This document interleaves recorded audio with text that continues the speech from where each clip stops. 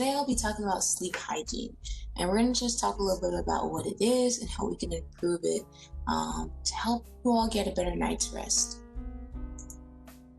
So first, what is sleep hygiene? So these are like practices and habits that are necessary to have a good nighttime sleep quality, and basically it helps to give you more daytime alertness.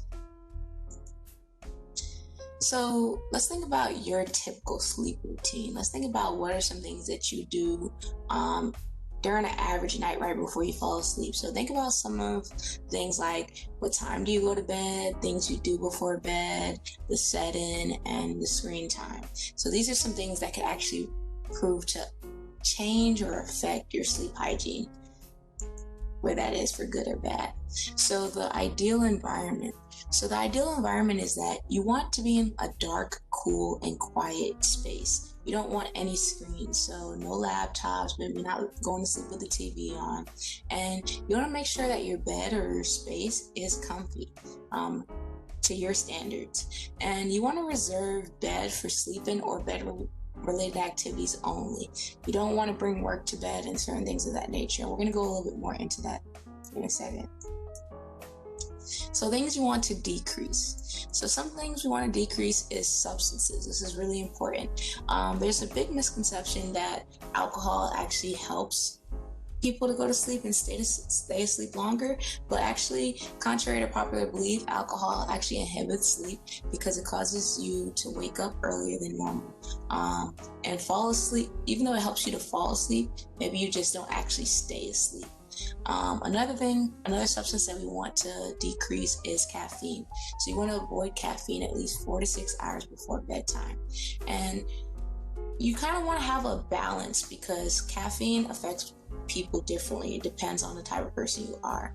And another substance we want to decrease or kind of stay away from is nicotine. Nicotine and caffeine can actually cause sleep problems up to 10 to 12 hours after drinking or taking it. So now we can think about naps. So you want to really avoid naps because they kind of interrupt your sleep cycle. It feels good in the moment to kind of take that rest and take a little bit of time and you go to sleep, but it's going to give you energy. You're going to end up kind of making a cycle where you took a nap earlier in the day and it's going to make you go to sleep later on in the nighttime, which would cause you to be more tired the next day. So you kind of want to avoid them, and or if you can't avoid them, just try to limit them as much as you can, maybe to 15-minute naps instead of like 2-hour-long naps. So we want to also decrease stress. So you want to manage stress levels. You don't want to take any problems to bed. You actually also want to schedule a time to think about those problems. So if you're laying in bed and you're thinking about a lot of things in the moment, try to say, okay, I'm going to wait till tomorrow at 2 o'clock to think about or worry about this problem. Don't worry about it in bed because it's just going to keep you up for the remainder of the night. Something to also think about is maybe keeping a bedtime thought log and writing down your thoughts right before you go to bed. And just think about some of those things that is personal to you that helps to relieve your stress. So try to do some stress relaxation techniques before going to bed, and we'll talk about that a little bit later as well. So there's some things you want to increase. So here's a couple suggestions of things we talked about things you want to decrease. Now let's look at things you want to increase. So exercise, this is a really big one.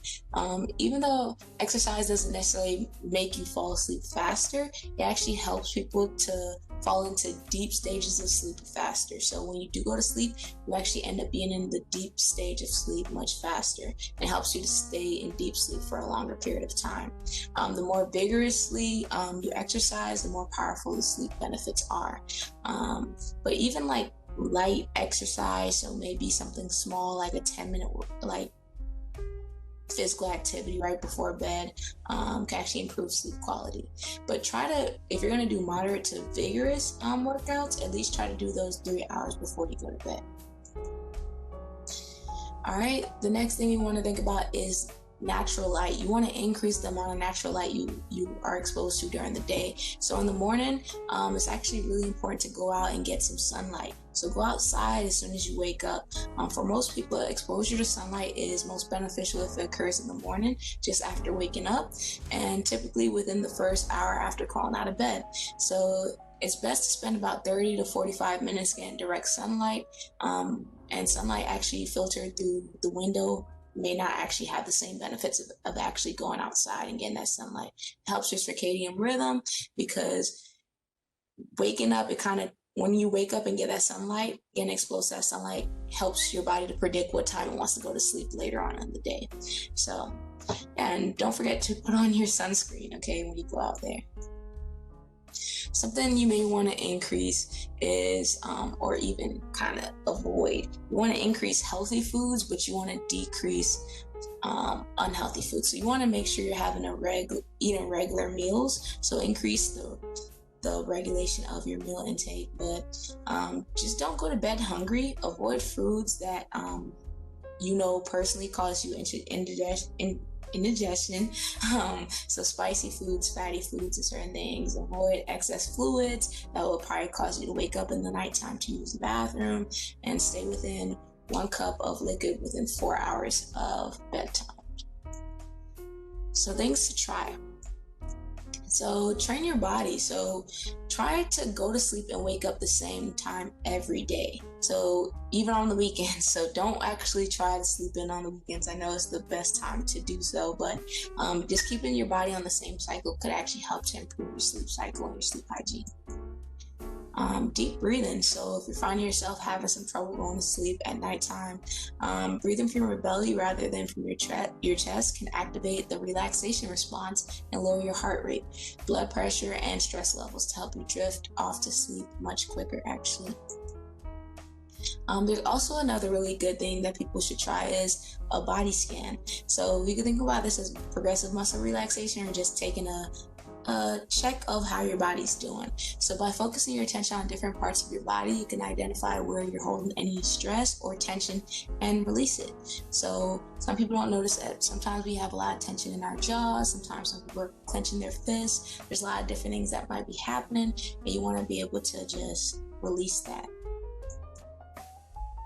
So worry, you want to, as I said, I kind of said this earlier, but I want to reiterate this. You don't want to go to bed and just sit there and lay down and just worry the whole time. You want to postpone those worries for a later time, and just say, maybe if it's 11 o'clock at night and you still have all those things on your mind, to say, okay, I will deal with this tomorrow at, say, 4 o'clock. And then maybe tomorrow 4 o'clock comes by and you realize there was nothing to worry about. And don't stress about the inability to sleep. So sometimes it's like a never-ending cycle. Like you're laying down and you can't sleep, so now you're stressing about, oh, I can't sleep, so now I'm gonna be tired tomorrow. So we don't want that either. So I'm gonna kind of talk about that in a minute. This one. So you want to go to sleep when you naturally feel sleepy. So you don't want to force it, but of course we don't want to stay up all night. But if we do some of those things I talked about earlier, you could actually see you'll naturally become sleepy at certain times of the day. So, but just naturally, you just don't want to force your sleep. So give yourself about 15 minutes to go to sleep. And if you're not able to sleep, maybe get up and sit up, or sit at a desk and write down your thoughts or some things that are going on in your mind, and just put them there, and then close that up, and then try to go to bed again and see if it's helpful. You don't want to just sit there and not be able to sleep. So it's best to go to sleep when you feel naturally sleepy. So if you're feeling naturally sleepy at like 10 o'clock, don't stay up and then now you try to go to sleep at 12 o'clock and now you're not sleepy, because you kind of missed that moment. All right, so now I kind of gave you a lot of different information. I just want you to think about, what is your personal plan to help to improve your sleep hygiene? There's a lot of different ways that we can go about this. I kind of gave you a lot of different tips and tricks, but we're just going to talk about a couple takeaways. Something I do recommend is identify ways you'll practice relaxation for sleep. So whether that is deep breathing, body scans, or maybe a thought journal, so stuff like that.